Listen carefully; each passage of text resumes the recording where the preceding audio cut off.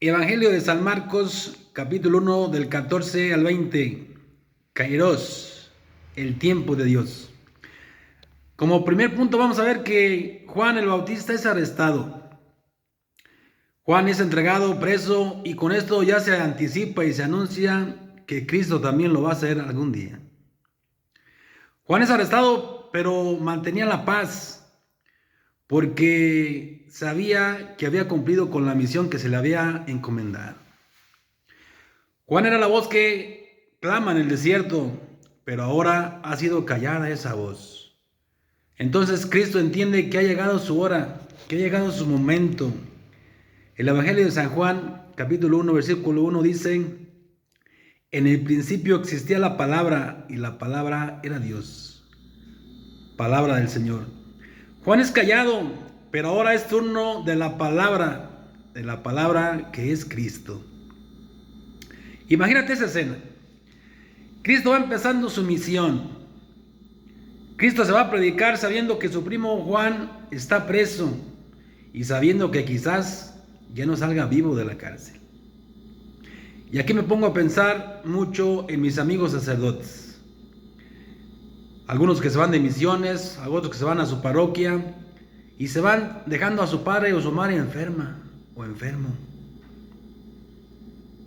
Se van con el corazón triste, pero confiando en aquel del que van a predicar. Van confiados en él. Alguna vez les contaba yo que el padre Luis Higareda aquí en la Divina Providencia empezó a celebrar misas en la calle. Se rezaba a las 6:30 el rosario, a las 7 se daba un tema de media hora y a las 7:30 él llegaba y celebraba la misa.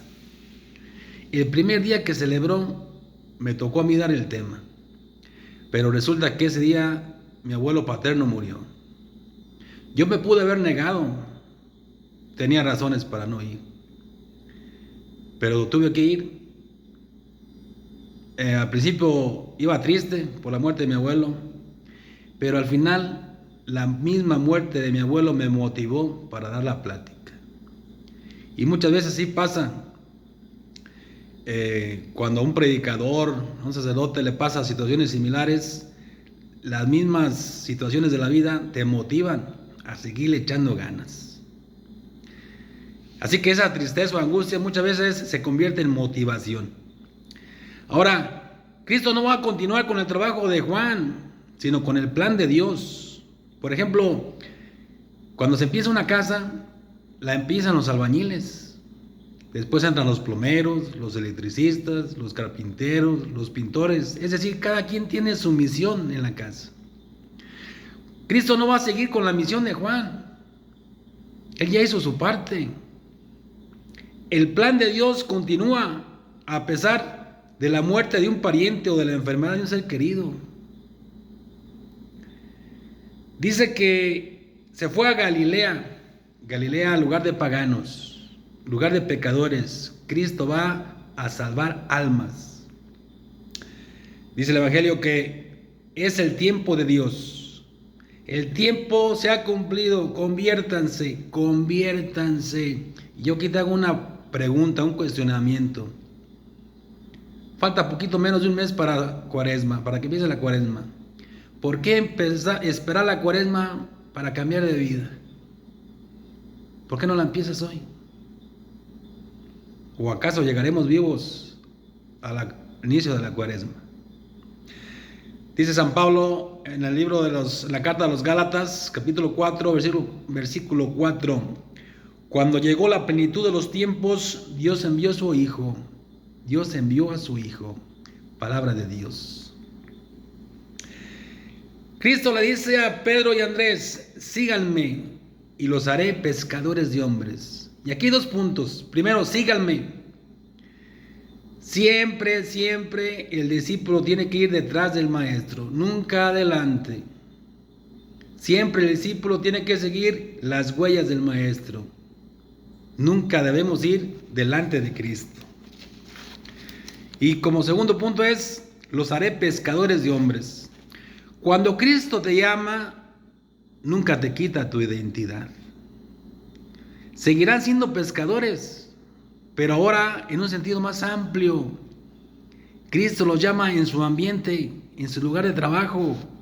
Así que si tú eres albañil, carpintero, mecánico, etcétera, lo que Cristo quiere es que desde allí le evangelices, le prediques, o en su momento que le dediques unas tardes libres para estar con Él y para llevar su palabra. Asimismo, si eres profesionista, doctor, arquitecto, ingeniero, maestro, etcétera, quiere que desde allí puedas ayudar a mitigar el dolor de tu prójimo. Desde allí, no te quita tu identidad.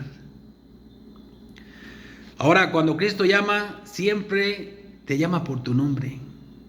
A esto le dice Andrés, Pedro, Santiago, Juan.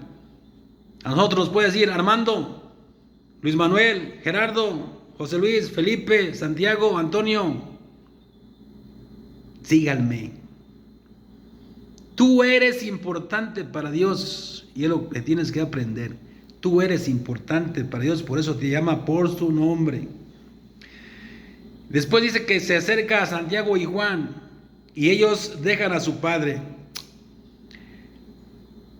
Ahorita mi padre está enfermo y cuando estaba estudiando este punto, primero pido una oración por él, para si gusta hacer una oración por mi papá. Y cuando estaba estudiando este tema, este punto, pues me conmovió mucho. Imagínate la escena. Zebedeo ve partir a sus hijos. Y aquí me pongo a ver cuántas veces los padres de familia vemos partir a los hijos. Cuando se van a estudiar a otro lado, cuando se van a Estados Unidos a trabajar, cuando se casan. Y yo veo, por ejemplo, cuando vienen parientes o amigos de Estados Unidos, los papás se ponen contentos porque llegaron a visitarlos. El problema es cuando llega la hora de la partida, de regreso, se les llena el corazón de tristeza al ver partir a los hijos otra vez. Conclusión. Muchas veces hay que dejar la familia para ir a llevar la palabra de Dios. Muchos hermanos que salen fuera a tener que trabajar en las cosas de Dios. Y los apóstoles responden inmediatamente.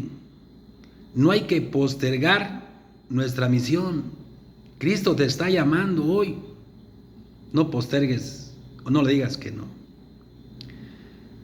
Fíjate que ni los ángeles tienen esa dicha maravillosa de predicar. Ellos no lo pueden hacer. Nosotros sí. Porque tú eres importante para Dios.